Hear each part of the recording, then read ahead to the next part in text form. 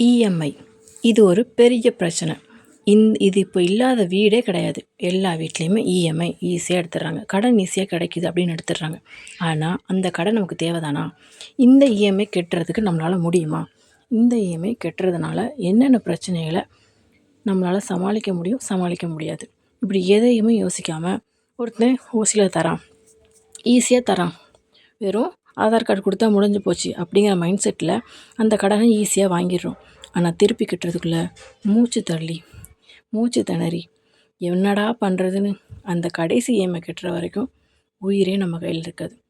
இது நம்மளால் சம்பாரித்தது போக மிச்சம் இருக்கிற பைசாவில் அந்த இஎம்ஐ கட்ட போகிறோம் அப்படின்னா இருக்கிற பிரச்சனையெல்லாம் சமாளிச்சுட்டு நிம்மதியாக கட்டிகிட்டு இருக்கோன்னா அது ஒரு பிரச்சனை கிடையாது. ஆனால் நம்ம சம்பாதிக்கிறது வீட்டு செலவுக்கே ஆகாது, பத்தாது அப்படிங்கிற பட்சத்தில் இஎம்ஐங்கிறது நம்மளோட எக்ஸ்ட்ரா தேவை தான். இதுக்கு முக்கிய காரணம் என்ன தெரியுமா? நம்ம ஆசைகளை நம்ம கண்ட்ரோல் பண்ண முடியாமல் அவதிப்படுறதுனால தான். அதுக்காக ஆசையே படக்கூடாதுன்னு சொல்கிறீங்களா அப்படின்னு நீங்கள் கேட்கலாம். கண்டிப்பாக நான் அப்படி சொல்லலை.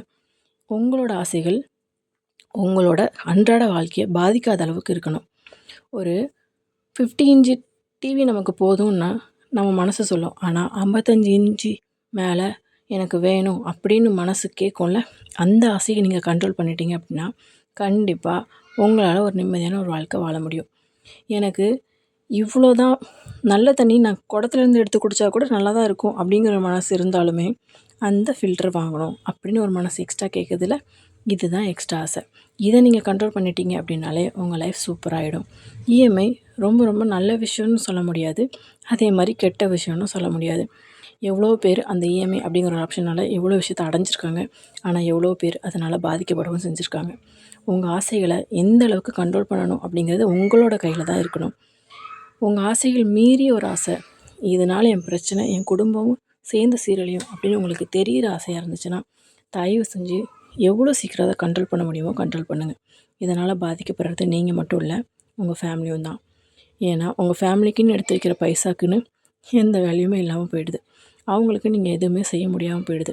ஒரு வெளியே போகிறதாகட்டும், அவங்க கூட டைம் ஸ்பெண்ட் பண்ணுறதாகட்டும், எதுவுமே முடியல. உடம்பு முடியல, லீவ் போடணும் கூட பயம். ஏன்னா அந்த ஒரு நாள் சம்பளம் கட் ஆகிடும் அப்படிங்கிற பயம். ஸோ இப்படி எல்லா விஷயத்தையும் நம்ம இழந்துட்டுருக்கோம் இந்த இஎம்ஐங்கிற விஷயத்தினால. ஸோ அதுக்கு ஆசைகளை சுருக்கிட்டோம் அப்படின்னா கன்ஃபார்மாக இதை சமாளிச்சிடலாம்.